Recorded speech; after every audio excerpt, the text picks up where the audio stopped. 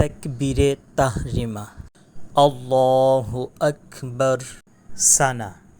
সুবহানাকাল্লাহুম্মা ওয়া বিহামদিকা ওয়া তাবারাকাসমুকা ওয়া তাআলা জাদ্দুকা ওয়া লা ইলাহা গায়রুক। রুকুত তাসবিহ। সুবহানা রব্বিয়াল আযীম।